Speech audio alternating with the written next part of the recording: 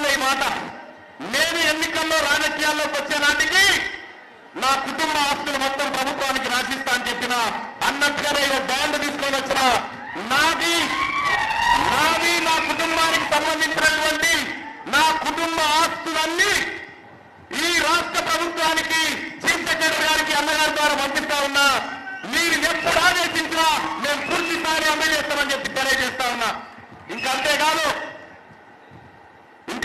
సోదరులారా, నేను గతంలో చెప్పిన ఇవాళ నేను వేస్తున్నటువంటి నామినేషన్ లో ఉన్నటువంటి ఆస్తులు ఏవైతే ఉన్నాయో ఆ ఆస్తులు సరిచూసుకోండి. నేను అన్న పెద్దలు కర్ణవాయి దిలీప్ కుమార్ గారికి, ఎమ్మెల్సీ ఎక్సలెన్సీ గారికి వేదిక మీద రావాల్సిందే కోరుతా ఉన్నాం.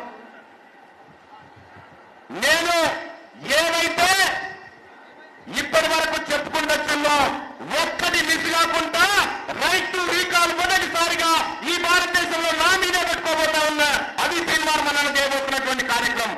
ఏ ఒక్కటి ప్రజలకు ఇచ్చిన హామీని విస్మరించం. సోదరులారా, నేను నామినేషన్ పత్రంలో నింపినటువంటి ప్రతి ఆస్తి విలువ ప్రతిదీ మీరు పరిశీలించి పెట్టుకోండి. తీర్మానం చనిపోయేటప్పుడు ఏముంటాయో కూడా మీరు పరిశీలించుకునేటువంటి అవకాశం ఉంటుంది. సోదరులారా, ఎక్కడైనా ఏ రాజకీయ నాయకుడైనా తన కుటుంబానికి నేను క్లీన్ గా పాలిటిక్స్ లోకి రావాలనుకుంటున్నా, క్లీన్ గా ఎమ్మెల్సీ ఉండాలనుకుంటున్నా, దమ్ముంటే ఇప్పుడు పోటీ చేస్తున్నటువంటి నాయకులు నాగా తమరి ఆస్తులను ప్రభుత్వానికి అప్పగించి ఎమ్మెల్సీ ఎన్నికల్లోకి రావాల్సిందని సవాలేస్తా ఉన్నా. ఎవరు రారు అట్లా. ఎందుకు రారంటే వాళ్లకు రాజకీయాలంటే దోపిడీలు, కూలీలు, డబ్బు సంపాదించడాలు, అక్రమాలు ఇవన్నీ వాళ్లకు.